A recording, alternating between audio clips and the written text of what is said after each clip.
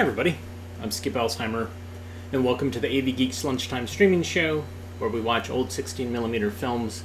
That was a Pathégram News Digest. Pathé was a French film company, but they also did things like news digest or newsreels. They also made film. Like 9.5 millimeter was a Pathé format. I think they also did some other stuff too, related to other formats, like a weird 3.75 format, which I saw at a film conference, which was not very popular. Anyways, that came from the Mogul Brothers collection, and which was in New York City. And then part of that collection ended up in Pittsburgh at the Oregon Archives. So there it is. Let's watch a film about the Panama Canal. Enjoy.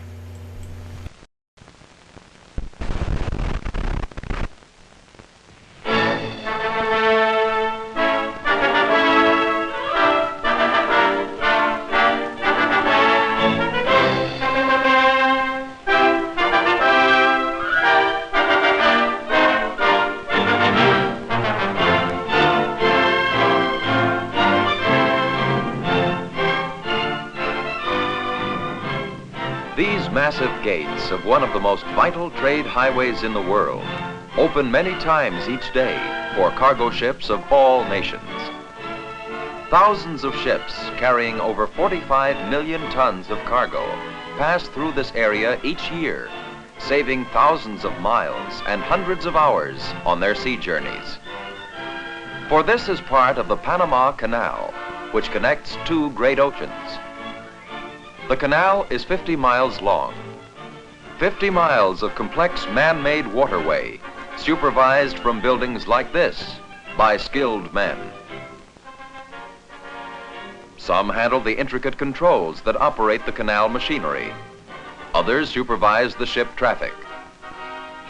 For centuries, men dreamed of a Panama Canal uniting the Atlantic and Pacific Oceans. In the 1500s, Spain dreamed of linking her many New World colonies by joining the oceans. Ships might sail from ocean to ocean without making the long voyage around Cape Horn.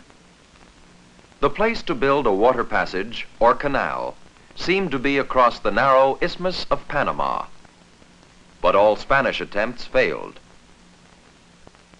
There remained only one way to ship goods by water from east to west, around Cape Horn, a long trip of 3 to 9 months. In the 1800s, the United States began to grow. People by the thousands moved westward, but the trip overland from east to west was dangerous and often took over 3 months.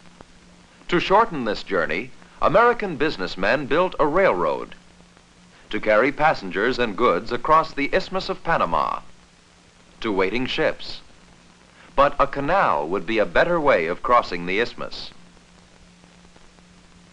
In 1881, Ferdinand de Lesseps, the great French engineer, attempted to overcome the problems of building a Panama Canal. The mountains of central Panama were the main block in the path of the proposed canal. De Lesseps' French company planned to cut through this blockade, but the plan could not be carried out. Besides the mountains, there was the jungle with its dread diseases, dense vegetation, and stifling heat and humidity. Here, drinking water turned bad, and food rotted. 40,000 workmen died in the French effort to build the canal. The French attempt was carefully watched by the United States.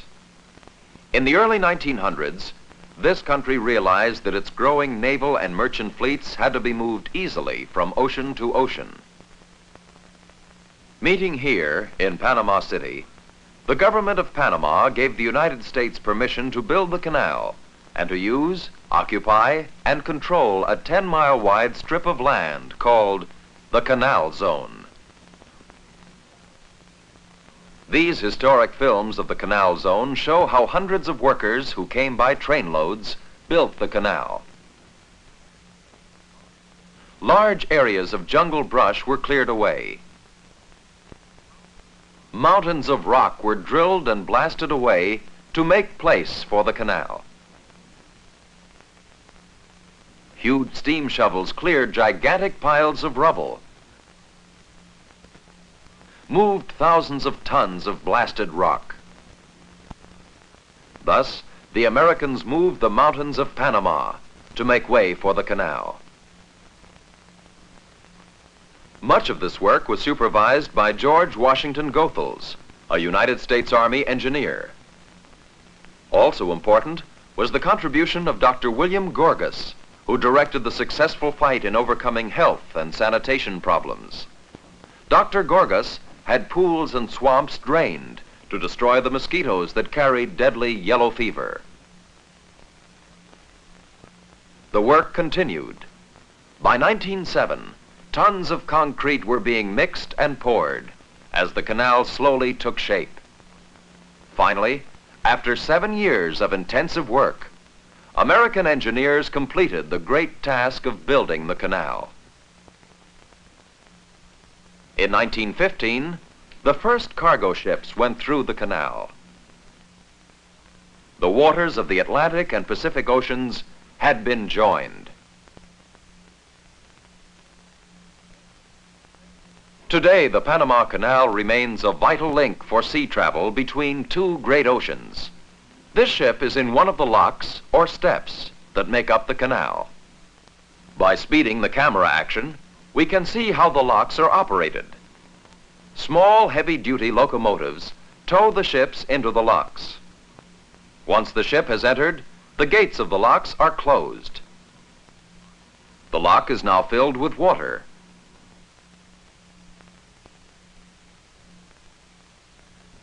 As the water level rises, the ship is raised to the water level of the next lock.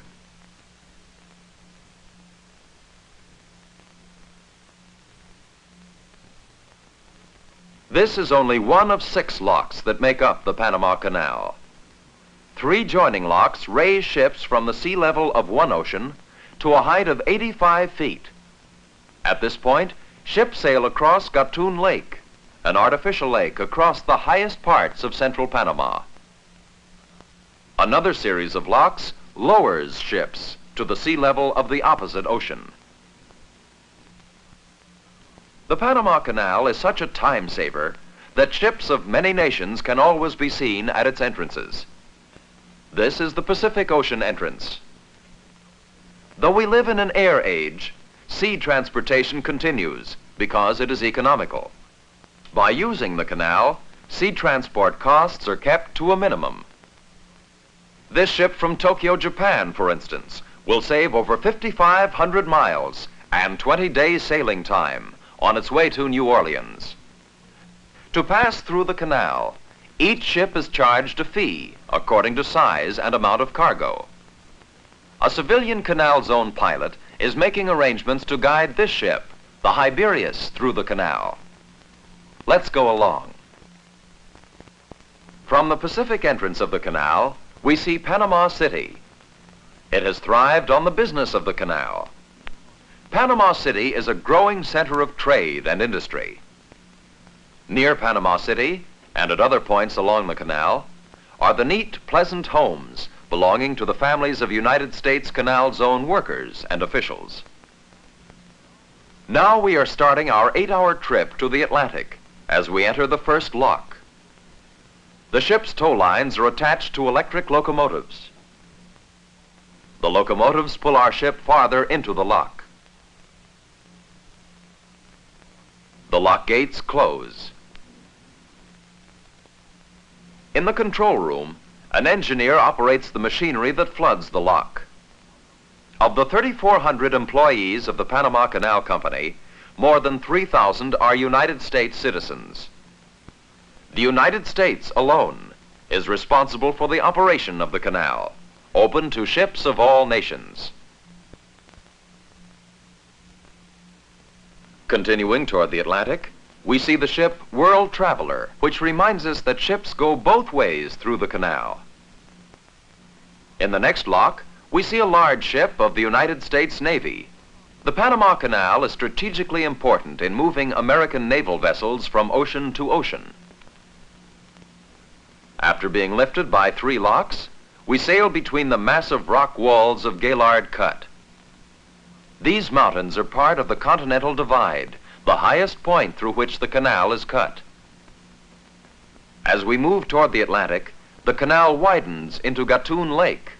This is an artificial lake created in the valleys of the mountains of central Panama.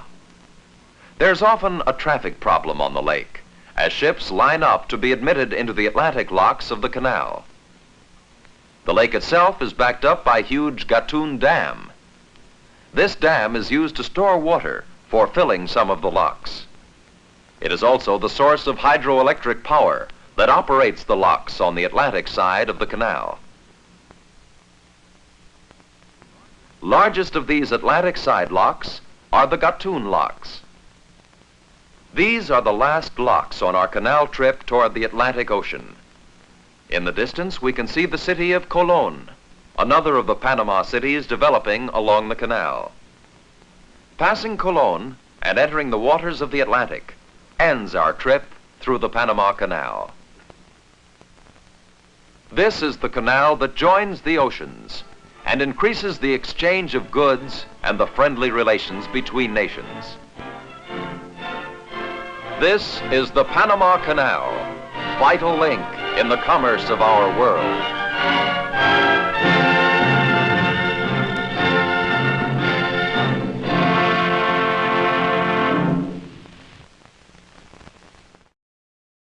Oh yeah, pretty great. That's a classic Cornet film with some information. It sucks for people in Panama, I'm sure, being the most narrow in all of the 2 continents. They're like, ooh, we want to divide your country in half, and it's going to be great, and we're going to run it. The United States is going to run it, and you guys are just going to be there. So, behind me is a film scanner, and I have a film set up, and this one features rodents. So let me actually change the name of this to Ham Comes to the Riverbank. Enjoy.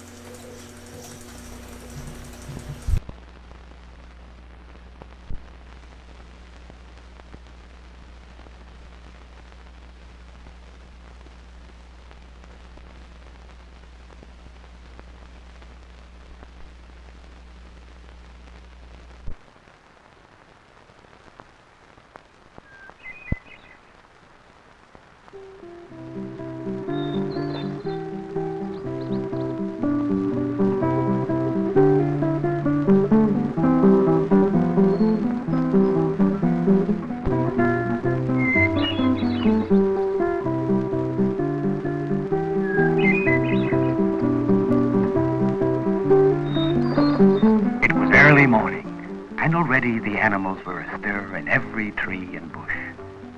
See, that's Mr. Raccoon on his way down in search for some breakfast. And Mr. Squirrel nibbling at his first meal of the day.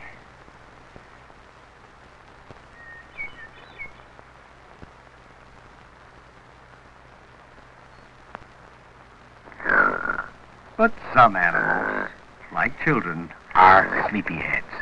And that particular morning, Mr. Hamster just couldn't wake up.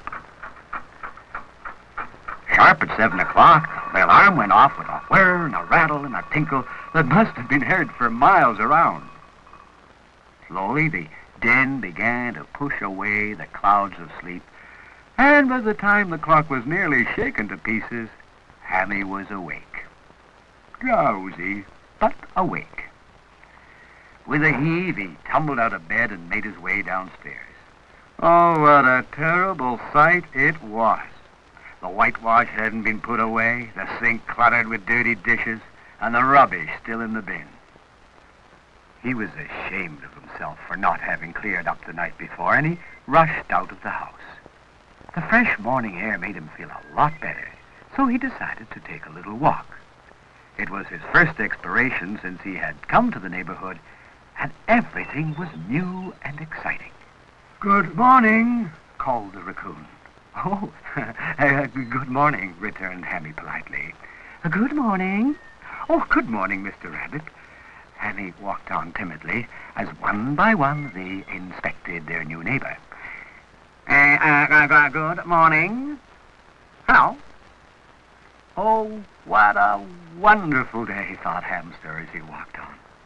You know, I think I'm going to like this place. Oh, hello, flowers. Hello, flowers. Oh, good morning, Mr. Bee.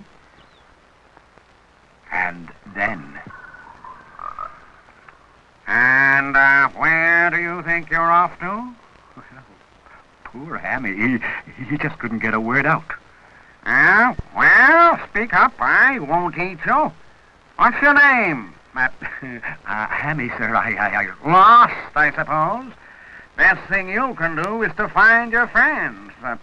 "Please, sir, I haven't got any." "Fiddlesticks. You go up the bank a little way and you'll find Mr. White Rat's house. He's just the man for you." And that was how Hammy first ran into the wise old frog. A frog was well known for his friendly help and sound advice. Now, feeling much more confident, Hammy decided to do as he suggested. So, away he went in search of Mr. White Rat. Soon he came to a little hill, and he scrambled up to the top. And he looked over, and he goggled with excitement. For across the river was a smart little house with a brand new boat moored outside.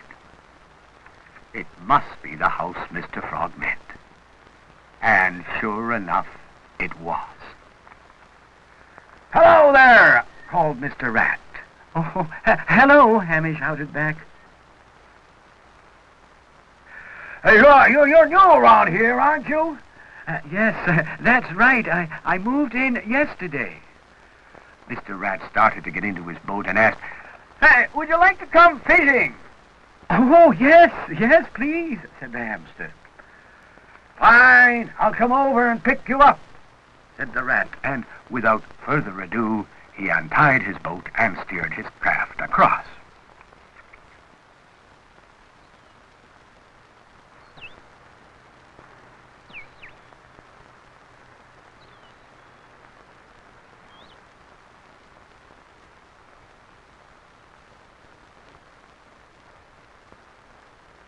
As soon as the boat came alongside, they made their formal greetings. "Nice to know you," said the rat. My friends call me Roderick." My name's Hammy," the hamster returned shyly. "Well, that's the introductions out of the way," laughed Roderick. "Welcome to my ship." Away the two animals went on their fishing expedition.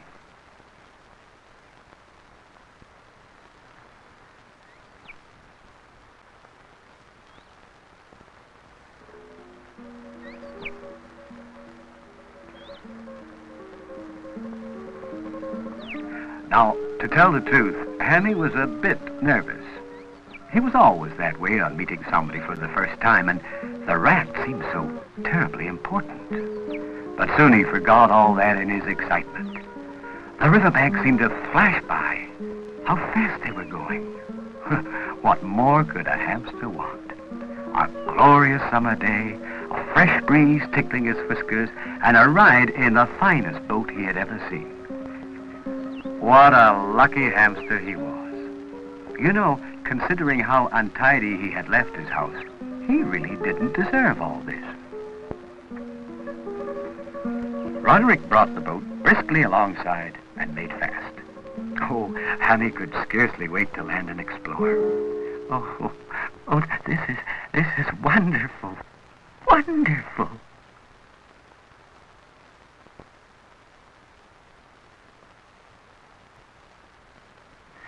However, his ramble didn't last long because Roderick had a job for him to do and fetched him back. And although he was a little clumsy at first, all went well. Roderick couldn't have arranged a more lavish spread if he had known he was going to meet Hammy and entertain him. The rat watched with a smile as Hammy sampled all the good things, but he himself wasn't at all hungry. As the hamster munched steadily, he kept discovering fresh delicacies. Oh, it was all too good to be true. Oh, come on, Hammy. We're taking none of this back, you know. Well, Hammy needed no second bidding. He set to again with a will. And it wasn't long before every scrap had disappeared. Well done, said Roderick, and began delicately cleaning his whiskers. Hammy saw that he was in well-bred company and hastily did the same. Well, now, what would you like to do now, Hammy? Oh, Roderick, I'm so full I can hardly move. Roderick laughed and laughed. I know the very thing. And so the rat, who was a great fisherman, started to unload his tackle. First the rod, then the line. Oh, what a struggle it was. But soon all was ready, and the rat sat down to wait. Waterflies and other insects were busy on the water as it flowed cool and clear. Their drowsy humming lulled the rat on the bank until his head began to nod. Soon the heat of the sun and the humming of the insects was too much for him, and he fell fast asleep. Then, while he was dozing, Mrs. Duck came past with her mischievous brood. Roderick didn't even stir.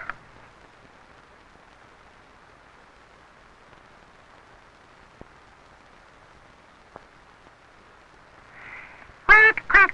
Well, now, I wonder what that is. Most puzzling. So, bubbling with excitement, he darted at the line and made off, jerking Roderick out of his slumbers. Oh, what a tug-of-war it was. First the duckling, then the rat.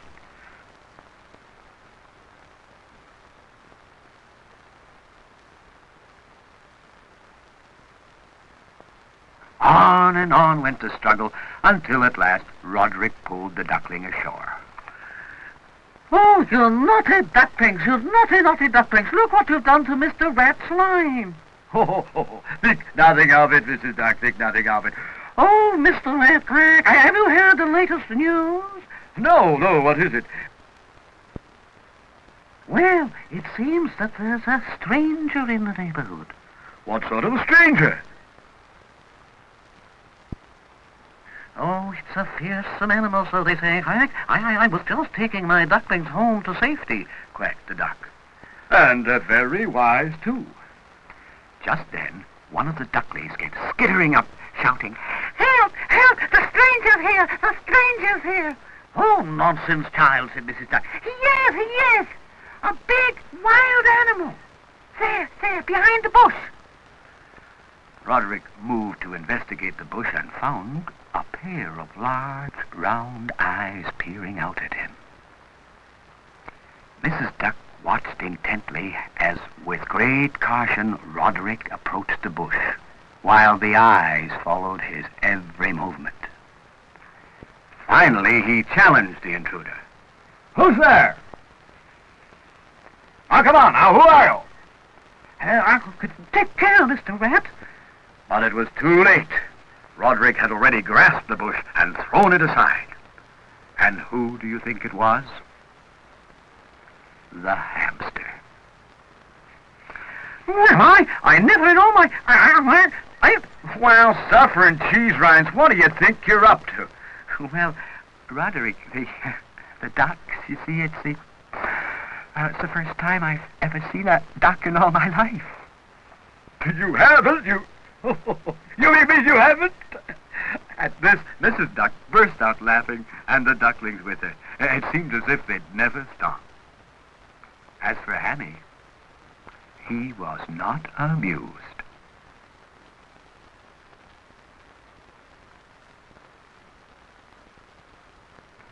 However, time was getting on, and there was supper to prepare for the family, so Mrs. Duck collected her brood, and off they waddled, still laughing over the hamster that had never seen a duck.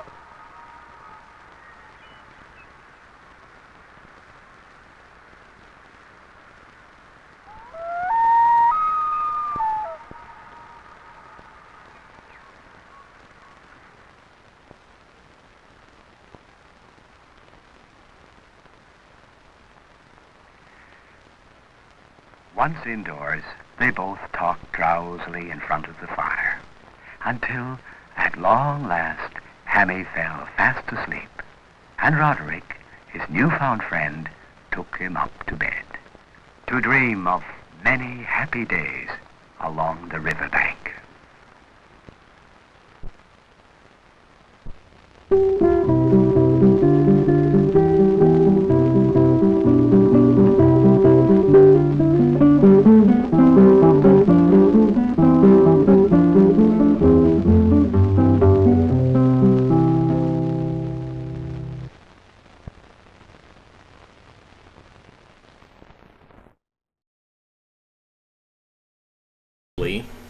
This is Canadian.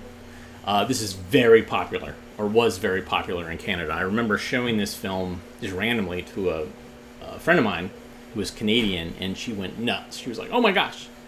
She had only seen color episodes, and to know that there were black and white ones were really, really phenomenal for her. So, let's watch Ghost Towns of the Pikes Peak.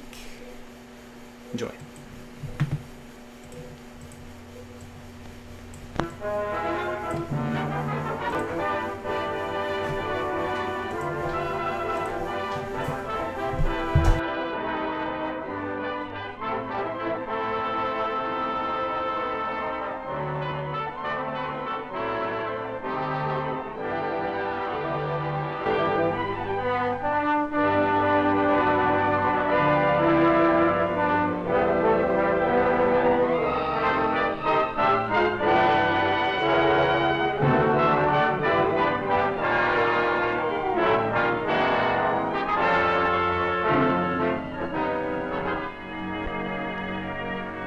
No relics so completely symbolize Colorado's glamorous past as the ghost towns of Pikes Peak, the old mining camps tucked away in the rock-ribbed valleys of the Great Divide. This region under the shadow of Pikes Peak was long described as worth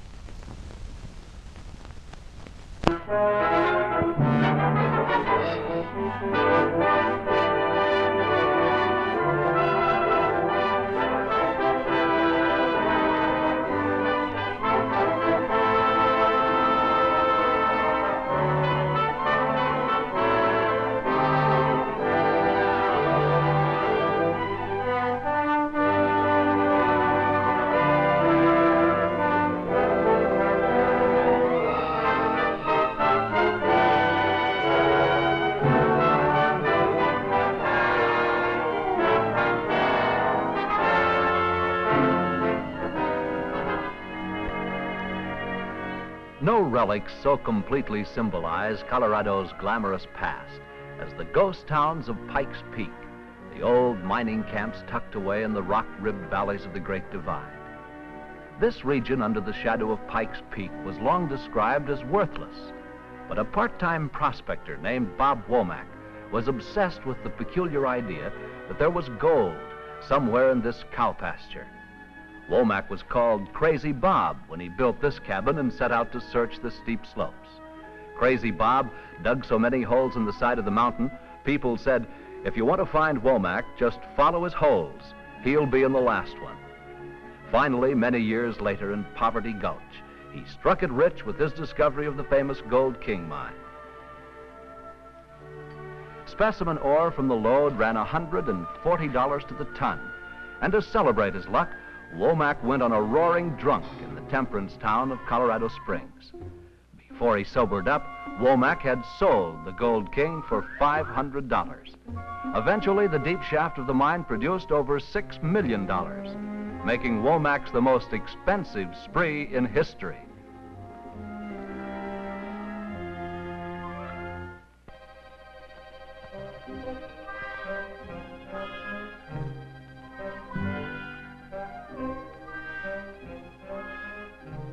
Around the site of the Gold King, the town of Cripple Creek burst into existence. Named for a forgotten cowboy who broke his arm while chasing steers through the canyons, Cripple Creek was the last great gold strike in the United States.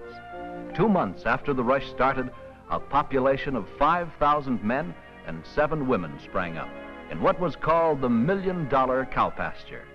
Buildings were thrown together to provide shelter from the mountain cold, and 50 to 75 miners would crowd together in one of these buildings, often paying $5 apiece for sleeping space on the floor. Pikes Peak or bust became the battle cry, and the words Crippled Creek and gold soon became just as famous.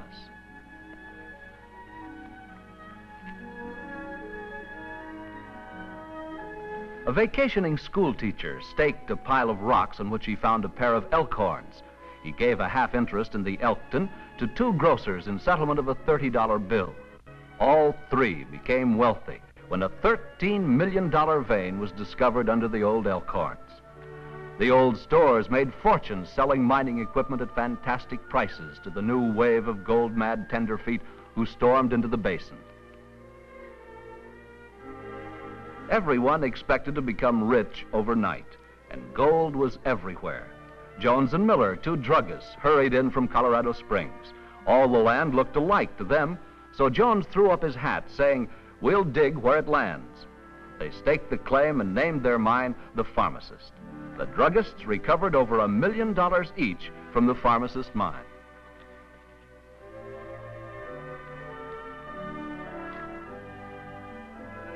The Crescent Duke, thought to be worthless by its owners, was unloaded on a group of Iowa farmers. The farmers hired a brilliant young mining engineer named Roloffs to sink a shaft. At 1,200 feet, the famous Crescent Bug was discovered, a pocket of gold in its purest natural form.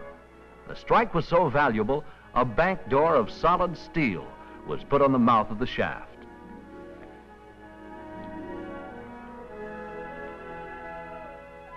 At its peak, Cripple Creek became a teeming city of over 50,000 people, all dependent on the treasure that poured from the 5,000 mines dotting the old cow pasture.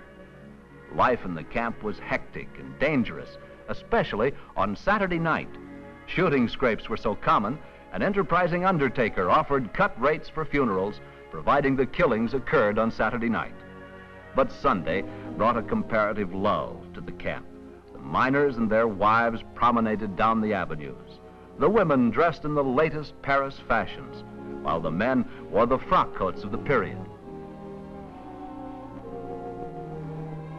By far the most famous of Cripple Creek's bonanza kings was Winfield Scott Stratton, whose daughter, Jean Stratton Porter, became a world-famous novelist. Unlike many of the new millionaires, Stratton stayed in Crippled Creek and built his home where he could look out over his great mines. Stratton had struggled for years as a carpenter and part-time prospector before making his great strike on the 4th of July, 1891. In honor of the day, he named his mine the Independence. From the Independence came the gold for Stratton's many generosities and eccentricities. On one occasion, he bought a bicycle for every waitress and laundry girl in Colorado Springs so they could ride to work.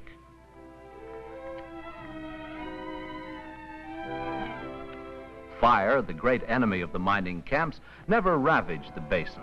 When the alarm rang out, matched white horses pulling the engine galloped from the fire station to battle the roaring flames. The basin proudly boasted 3 railroads. On one, Florence and Cripple Creek, business was so profitable it paid for itself in the first 7 months. A young Negro named Jack Johnson, who later gained fame as the heavyweight champion of the world, worked as a porter in this depot. These old houses on the outskirts of town were the homes of the more respectable element of Cripple Creek, the family men, small mine owners and mine superintendents who brought their wives and children to the basin.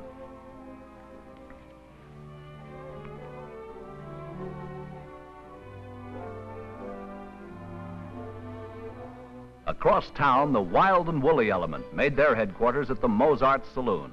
Here, a young miner fought a bloody battle for a $50 purse and gave great promise as a young heavyweight. His name was Bob Fitzsimmons. Gentleman Jim Corbett and Jim Jeffries also gave exhibitions in the old gymnasium.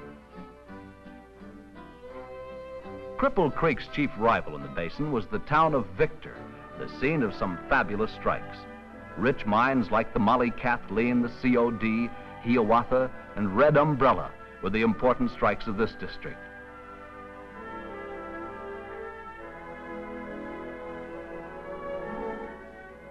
It could truly be said that the streets of Victor were paved with gold, for low-grade ore was used as the paving material. Once, when the streets were torn up to supply new sewers for the business district, old-timers panned $5,000 from the pavement in one block.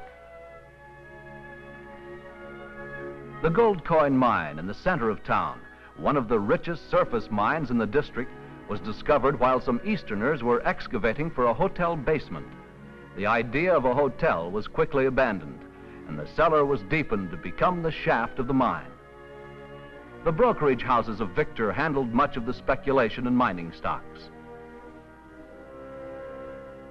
The mighty Portland mine of Victor, the richest mine in the entire basin, and probably one of the richest gold strikes in the entire world, was discovered on a claim only 70 feet long by 40 feet wide. This small plot, less than the size of the average city lot, was the center of an incredible deposit of $65 million in bright and shining gold.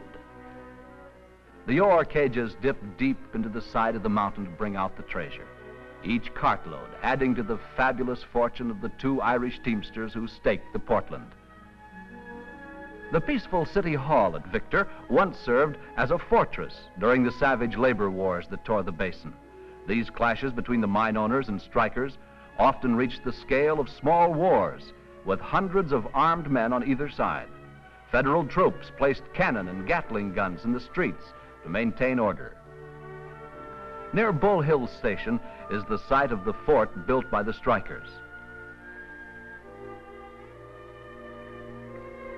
Under the shadow of Pikes Peak is the $12 million Isabella mine, scene of a phenomenal strike of metallic gold. One small shipment of raw ore sold for $219,000, and every shovelful of the ore was worth between $300 and $400, a record never equaled in mining history.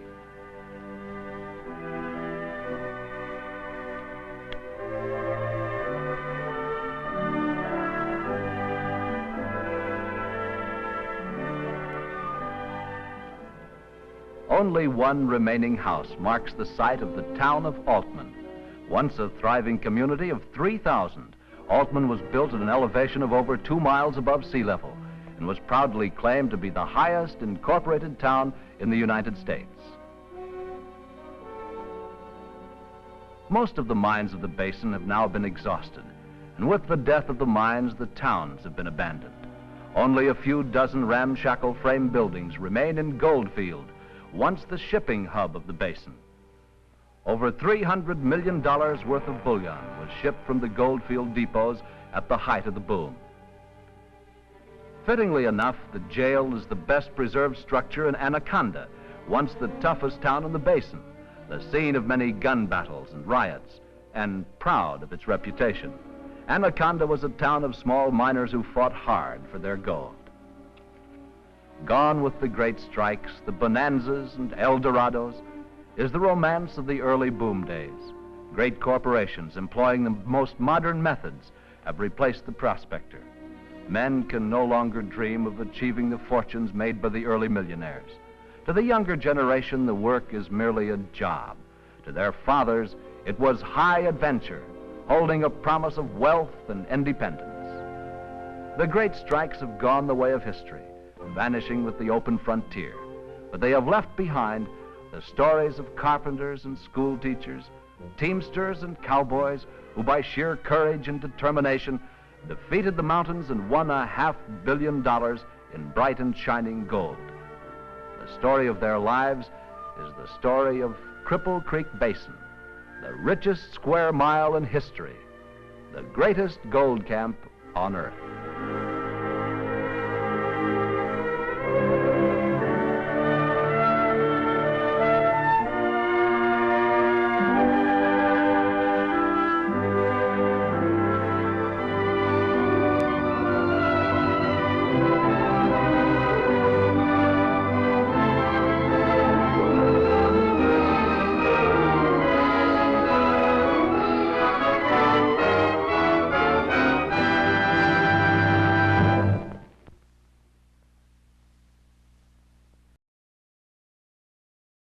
So people caught it. It's Simul Maservi, the company that did A Date with Your Family and did some other etiquette films and films about Coca-Cola. And this is a series. So I've actually shown Ghost Towns. I showed another Ghost Towns film back in the day. Ghost Towns of the Gold Road. So, this was, I guess they toured around and did this, and they packaged it for TV, actually. So someone mentioned that the PBS, they saw it on a PBS channel or something similar to it. Yeah, this was the idea. Well, speaking of gold, here's another sponsored industrial film, The Golden Harvest. Enjoy.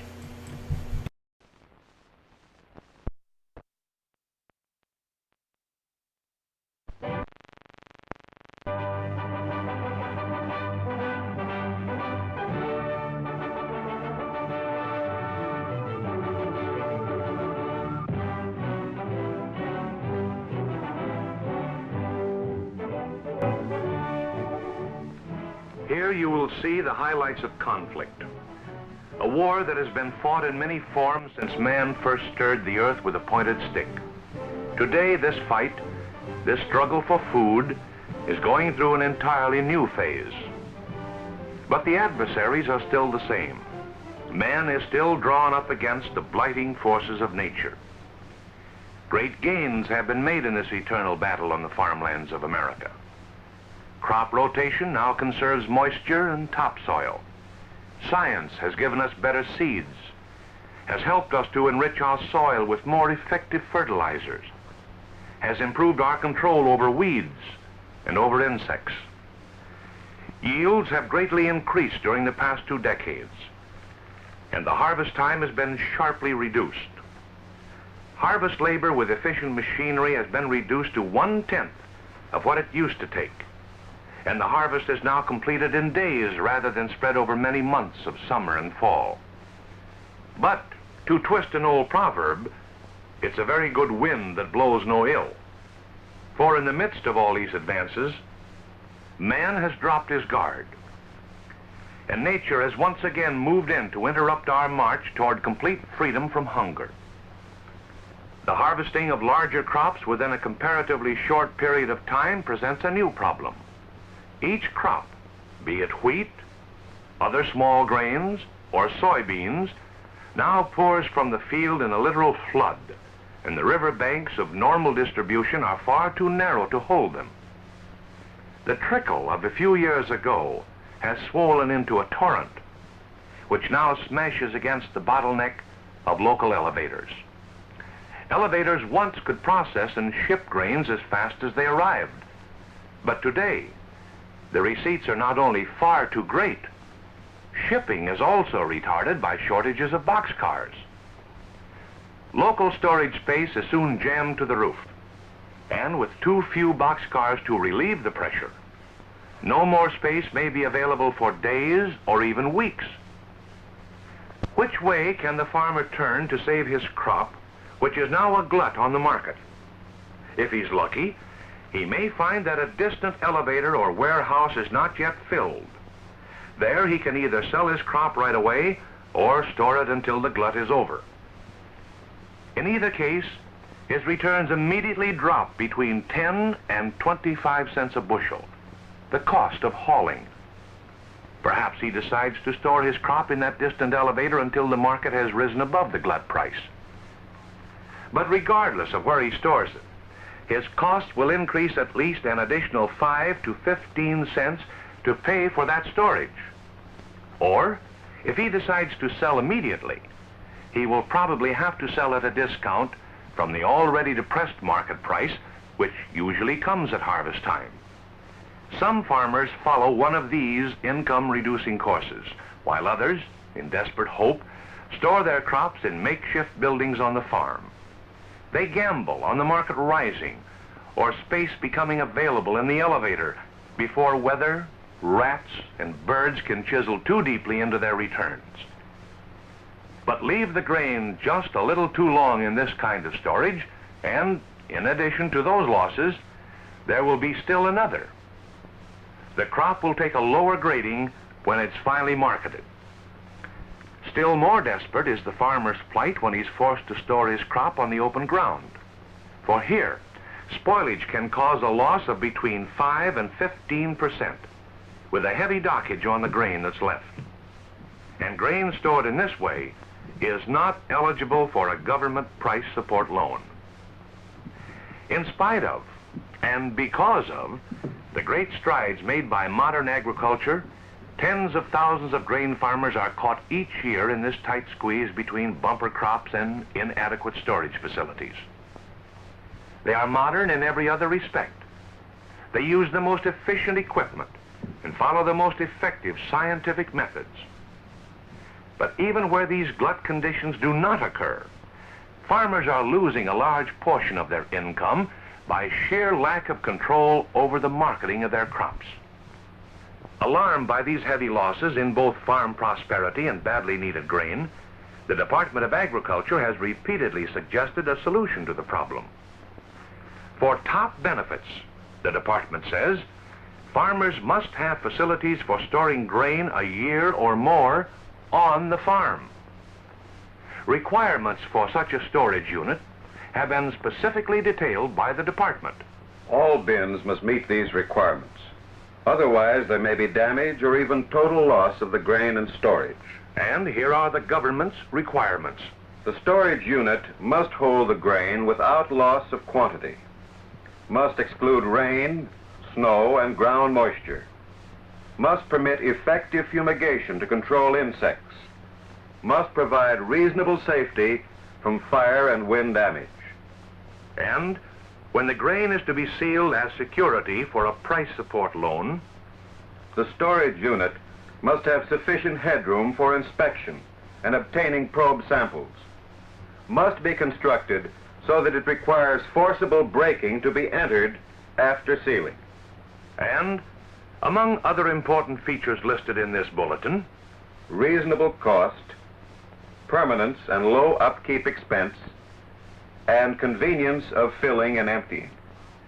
thousands upon thousands of grain farmers are today using the building which meets all these requirements, are protecting their profits by complete control of their marketing, with an on-the-farm storage unit as modern as the other tools which have helped to make American farmers the most prosperous in the history of the world. This is the all-steel Quonset, the complete answer to a serious problem, the building that meets all the requirements for efficient on-the-farm storage. It permits effective fumigation to control insects. It's built to keep out rain and ground moisture, even in humid tropical areas. In 70-mile gales, these buildings stand with the strength of steel. And wherever Quonsets are used, highly resistant to the hazards of fire. Quonset buildings completely meet the government's basic requirements, meet also the requirements when grain is sealed for a price support loan. There's plenty of headroom for inspection and for getting probe samples. And of course, the all-steel construction would require forcible braking to enter this building after the grain is sealed. And added to all those income-protecting advantages, a great convenience strongly recommended by the Department of Agriculture, the labor-saving, time-saving convenience of easy filling, the labor-saving, time-saving convenience of easy emptying. Permanence, too, is considered highly important, and permanence is a built-in feature of all steel Quonset buildings. Hundreds of products of the highest quality are today made of steel, have reached new heights of durability because they are made of steel. And to the obvious advantages of this material, strand steel has added one of the greatest advances ever made in the history of building. The invention which makes it possible to nail steel to steel, making full use of one of the sturdiest materials known to the building industry. And this covering goes on to stay, because the nails, driving into the jaws of the nailing grooves, are deformed and clinched. This creates holding power far greater than that possible with ordinary building materials, gives Quonsets an almost unbelievable high degree of permanence.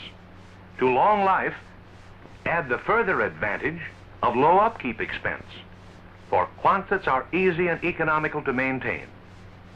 This is a building of which you can remain proud over the years with minimum effort and cost to keep its appearance bright and fresh. Quoncoat, a special paint developed for use on galvanized steel, is available in 5 sparkling colors: white, green, gray, cream, and red. One or more of these will match the other buildings on your farm, will keep your Quonset colorful with very little attention. Quonset buildings of all types are designed throughout for low maintenance expense, for rugged long life. In those 2 respects alone, Quonset meets the final recommendation: reasonable cost. But the Quonset system of small grain storage goes far beyond those basic necessities to present a truly profit-making investment. With this cooling tunnel, you gain great additional advantages. For now you can store your crops in either bins or bulk with a much greater assurance against the threat of spoilage. Normally, warm air rises through the grain to cause crusting or to encourage the rapid increase of insects. But when the cooling tunnel fan is turned on, the natural circulation is changed to draw out the warm air, to reduce the interior temperature of the grain. With lower temperatures, the surface of the grain is kept practically free from crust-forming mold, and insects are held to a minimum. Much less fumigation is needed when you have a Quonset cooling tunnel, and the laborious, time-consuming job of turning grain to prevent serious crust damage is practically eliminated. Quonset buildings perform with maximum efficiency when they are used for the storage of small grain. But their usefulness extends still further, for in planning a new building, it is desirable in many cases to consider the possibility of converting it to use for 2 or more different purposes. This recommendation is made for several reasons. If you don't need the entire building for grain storage, then part of it can be used as a machinery shelter. Or, for another example, when grain has been sold off, you can use your Quonset as a loose housing barn. Moreover, as the government also points out, it is wise to have a building that can easily be adapted to any other use in the event you change your type of farming. The Quonset is a building that keeps pace with your needs, a building designed and built for many years of service and for a multitude of uses.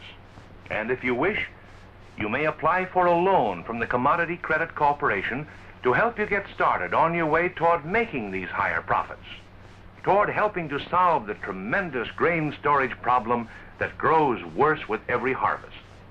The CCC can lend you 85% of your out-of-pocket cost, or up to 45 cents a bushel, to build a Quonset grain storage building on your farm. The interest on this loan is only 4% a year. You can make this loan for a period of 5 years. If you have a crop failure, payments may be deferred. Quonset grain storage buildings will pay for themselves. Many farmers who use Quonsets for bulk storage have had their entire investment returned from the additional profits on one crop. But regardless of the amount of grain stored in any one year, may be deferred. Quonset grain storage buildings will pay for themselves.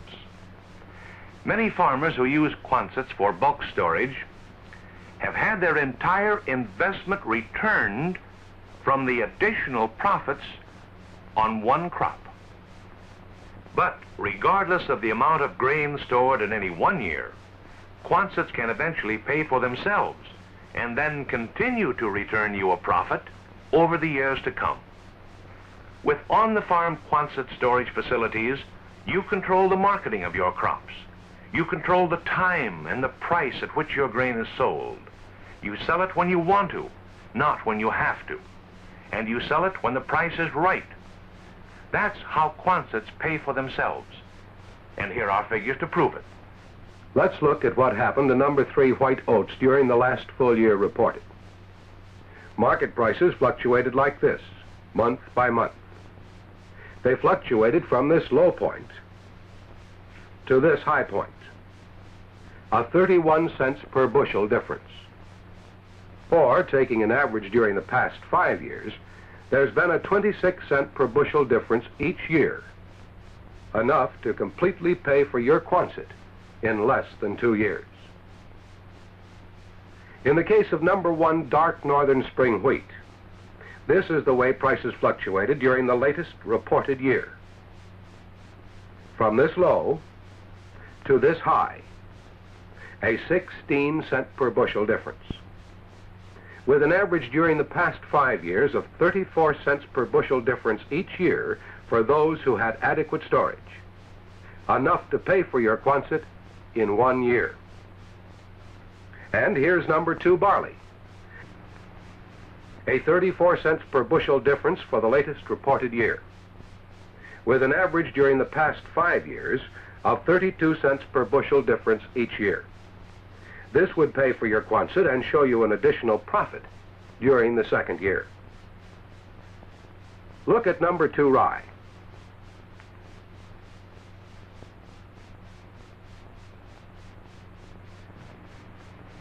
With an average during the past 5 years of 52 cents per bushel difference each year. In this case, one crop will more than pay for your Quonset. And now, number 3 yellow corn.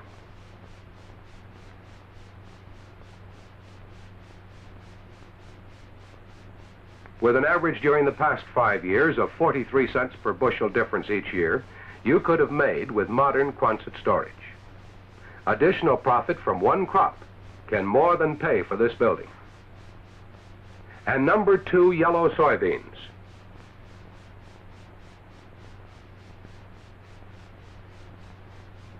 With an average during the past 5 years of 89 cents per bushel difference each year for those who could hold until the price was right. Less than 1/2 of these increased earnings on one crop can pay for your Quonset. And number 2 yellow grain sorghums.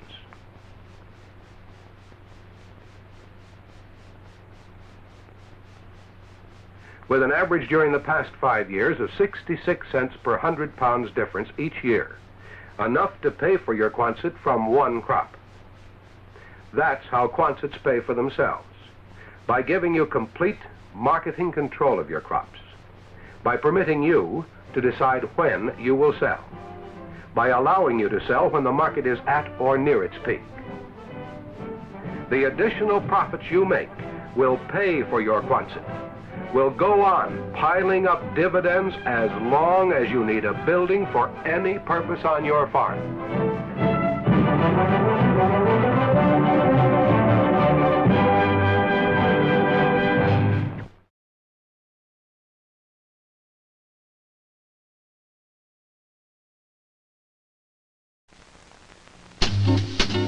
The Screen News Digest is sponsored in the Alexandria area by Meadow Gold Dairies division of Beatrice Foods Company. From its beginnings as a small butter and egg distributing company in Nebraska in the 1890s, Meadow Gold has exemplified the American system of free enterprise and free choice for our citizens. Wholesome Meadow Gold products now are distributed nationwide, contributing to the health of young and old alike.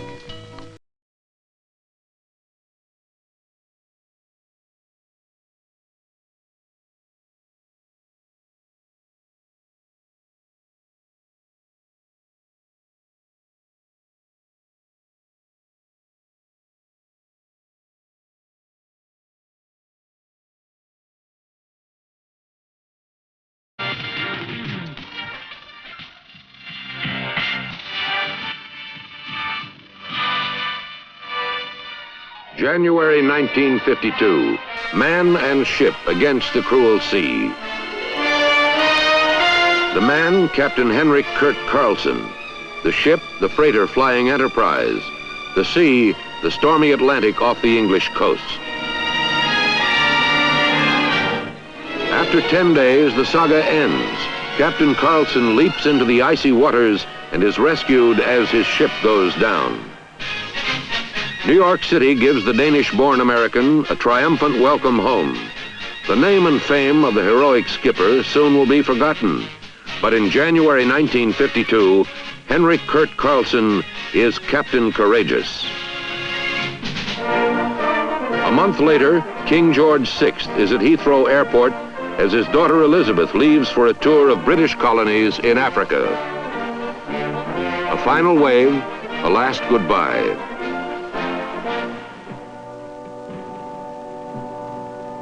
Within a week, the king is dead, and 1 million Londoners join the royal family in mourning the beloved monarch who succeeded to the throne upon the abdication of Edward VIII.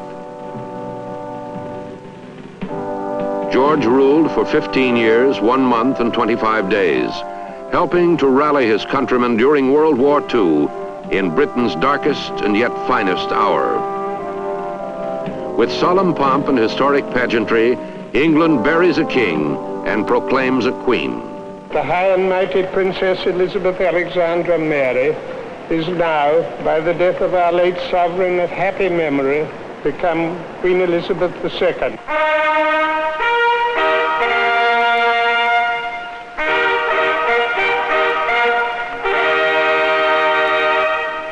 God save the Queen.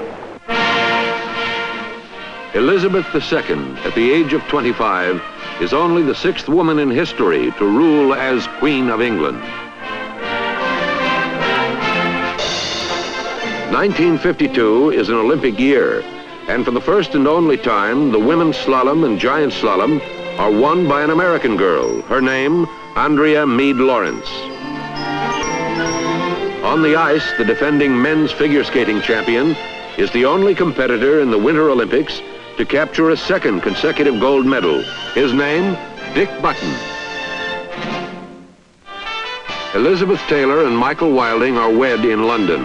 Fans engulf the 19-year-old actress who will find stardom in motion pictures, but heartbreak in marriage.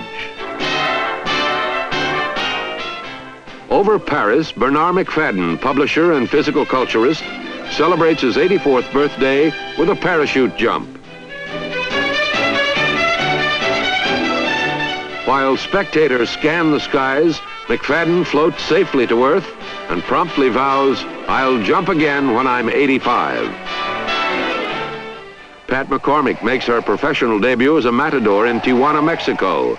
Her courage earns cheers and olays for the 22-year-old American girl.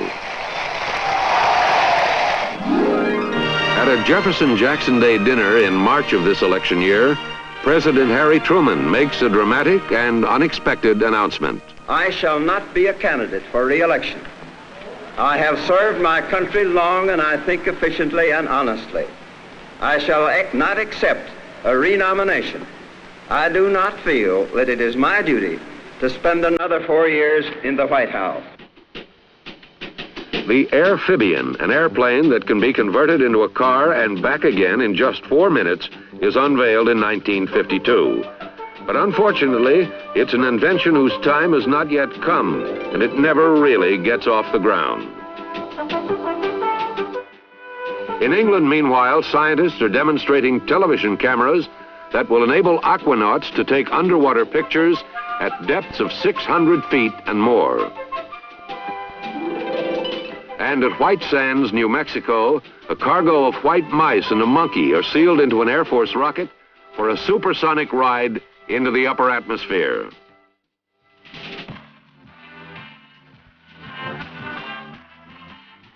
During the trailblazing flight, a motion picture camera records the first living creatures ever to float freely in zero gravity.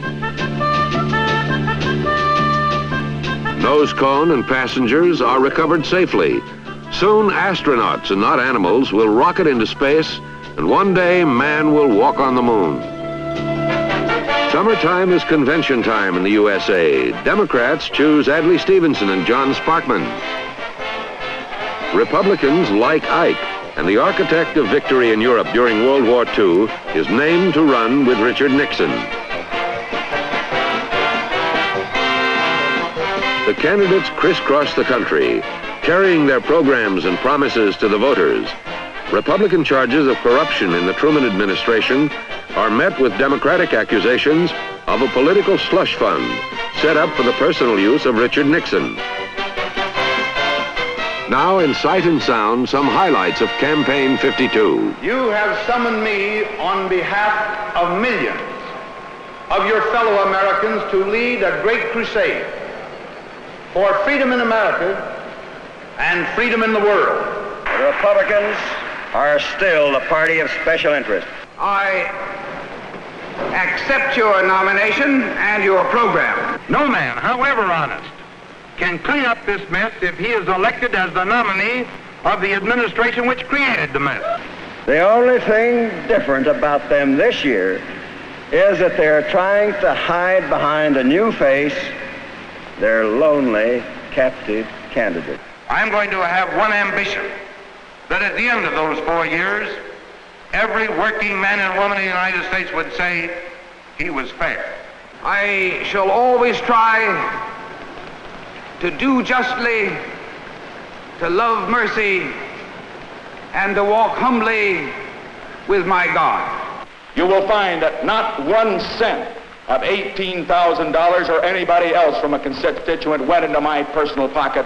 It never has and it never will in the future. So far as I am concerned, he is not only completely vindicated, I feel that he acted as a man of courage and of honor.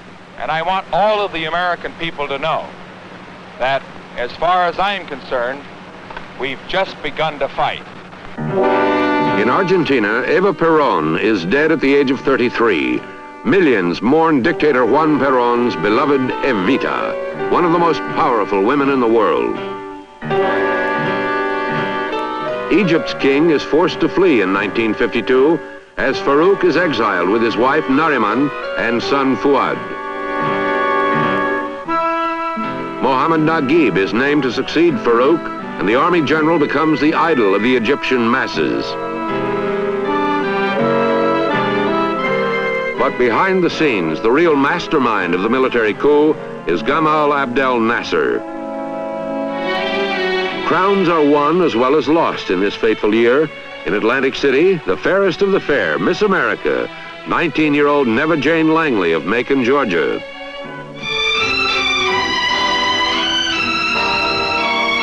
Something extra, skill as a homemaker, is added in the Mrs. America competition. When the choice is announced, the winner, Mrs. Evelyn Schenk of Irvington, New Jersey, faints dead away.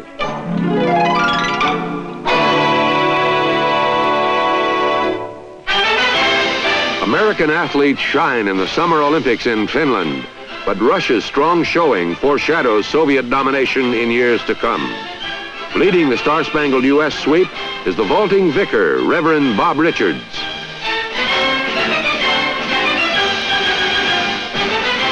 "17-year-old Maureen Little Mo Connolly is queen of the tennis world." At Forest Hills, the California girl wins her second U.S. Women's Championship in a row. Tragically, at 34, cancer will claim Little Mo Connolly. In baseball, Mickey Mantle slams a towering home run over the scoreboard at Ebbets Field in Brooklyn as the Bronx Bombers take the 7th and deciding game of the World Series.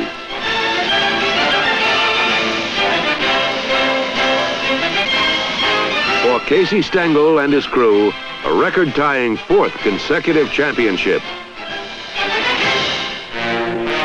Meantime, in Korea, Americans are fighting and dying on battle-scarred slopes nicknamed Porkchop Hill, Old Baldy, and Heartbreak Ridge. Movie star Betty Hutton is among the performers who travel up front with USO shows to help bring the GIs a touch of home.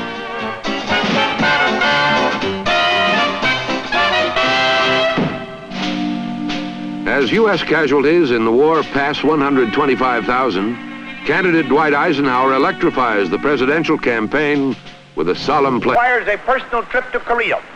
I shall go to Korea. On election night, Dwight Eisenhower is a landslide winner. Stevenson concedes by telegram. The people have made their choice, and I congratulate you.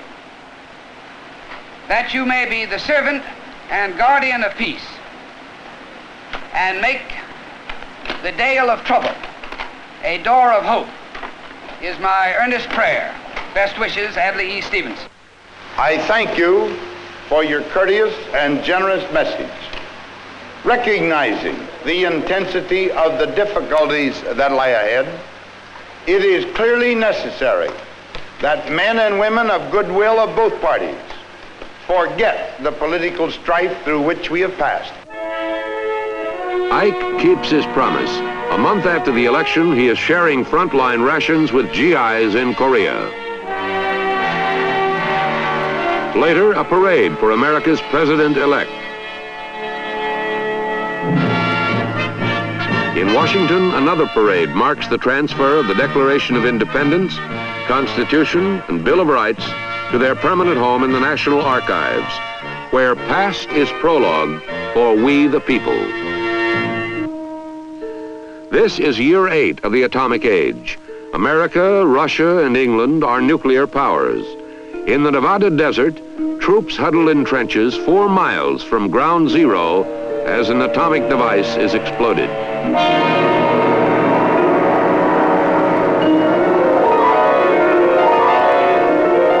Mankind lives in the shadow of the mushroom cloud as Prime Minister Winston Churchill speaks to Congress.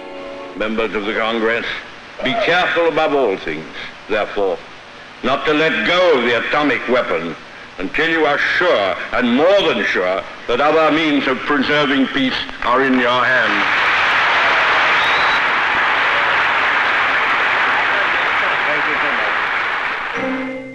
At year's end, while scientists seek to harness atoms for peace, the United States successfully explodes the world's first hydrogen device. A new urgency is added to the growing concern among nations and peoples for weapons control and nuclear disarmament. At the United Nations, Dwight Eisenhower puts America on record. My country wants to be constructive, not destructive. It wants agreements, not wars, among nations.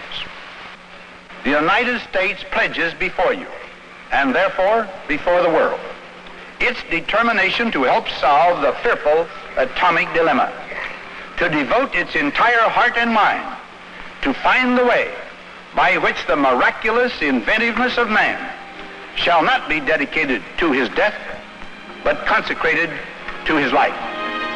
Years will pass. The challenge remains.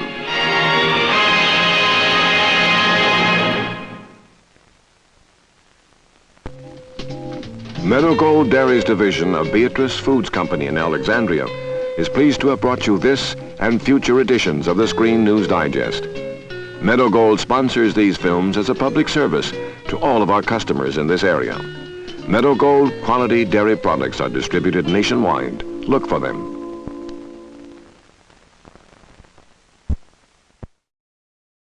So, that I showed that last film, focus on 1952, because Queen Elizabeth has passed away.